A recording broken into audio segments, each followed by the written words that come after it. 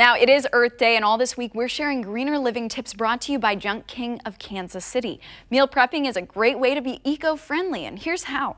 Plan your grocery list in advance so that you know what and how much to buy. Then make sure your meals on Sunday that you're prepping them, because that'll help you save time, money, and reduce waste. Here's another way to improve your carbon footprint.